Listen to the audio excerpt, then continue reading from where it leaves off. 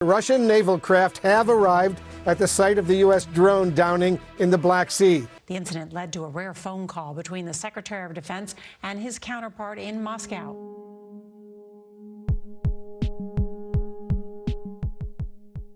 আসসালামু আলাইকুম dear viewers.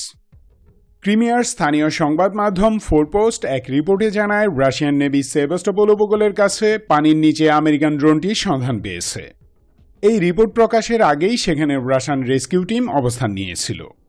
So আমরা এই অনুমান করতেই পারি যে রাশিয়া এই ড্রোনটি উদ্ধার করতে যাচ্ছে বা অলরেডি তারা উদ্ধার করে ফেলেছে। এই ড্রোনটি আমেরিকার জন্য খুবই গুরুত্বপূর্ণ একটি সামরিক প্রযুক্তি। সো এই ড্রোন রাশিয়া উদ্ধার করার সময় উদ্ধারকারী বাহিনীর উপর অজ্ঞাত কোনো আক্রমণ হতেই পারে। চলুন দেখায় মার্কিন এই ড্রোন রাশিয়ানদের হাতে পড়ার মানে কি। Probably about maybe 4,000 or 5,000 feet of water, something like that. So any recovery operation is very difficult at that depth.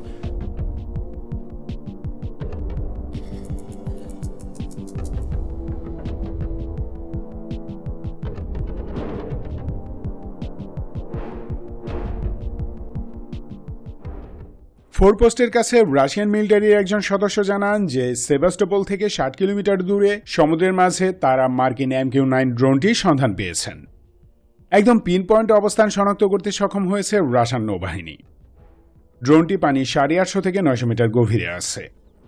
সেখানে একটি রোবোটিক সাবমার্সিবল পাঠিয়ে তারা MQ-9 এর পজিশন লোকেট করেছেন।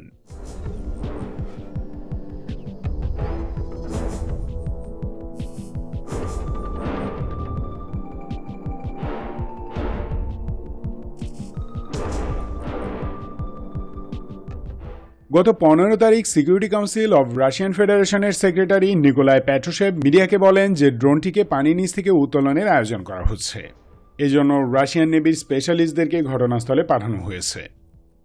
রাশিয়ান নেভির সাবমার্সিবল রোবট এবং অন্যান্য সরঞ্জাম দিয়ে MQ-9কে পানির উপর তোলা হবে।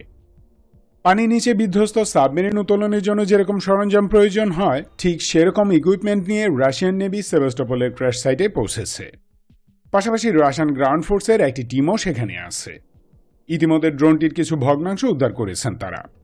তবে মূল বডি, ইঞ্জিন এবং হাইলি সিক্রেট এভিয়েশন ইলেকট্রনিক্সগুলো ড্রোনের এয়ারফ্রেমে রয়ে গেছে, যেগুলো উদ্ধার করাই মূল টার্গেট।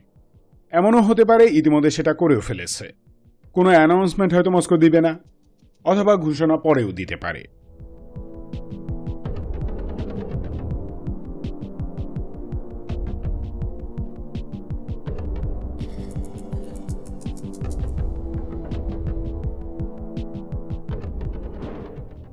ডুবে যাওয়া MQ-9 ড্রোনটি উদ্ধারের সময় অজ্ঞাত আক্রমণের আশঙ্কা করছে রাশিয়ান ডিফেন্স মিনিস্ট্রি।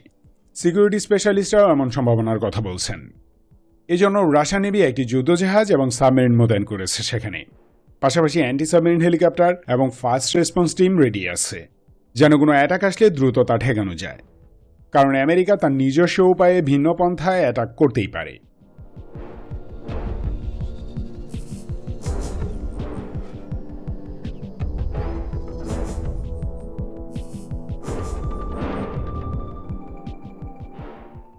মার্কিন MQ-9 ড্রোনটি হাতে পেলে রাশিয়ার অনেক দিকেই লাভ।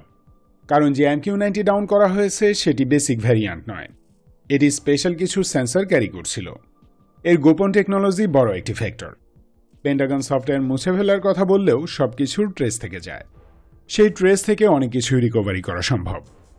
তাছাড়া MQ-9 এর ইঞ্জিন, এভিওনিক্স, স্পেশাল সেন্সর ইত্যাদি মহামূল্যবান সামরিক প্রযুক্তি, যা থেকে কাউন্টার প্রোডাক্ট তৈরি করা সম্ভব।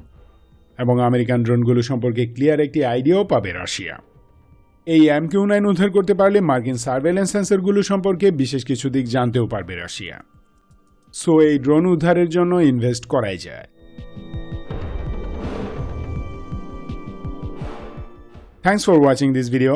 Stay alert, stay awake, stay safe. Love Bangladesh, long live Bangladesh.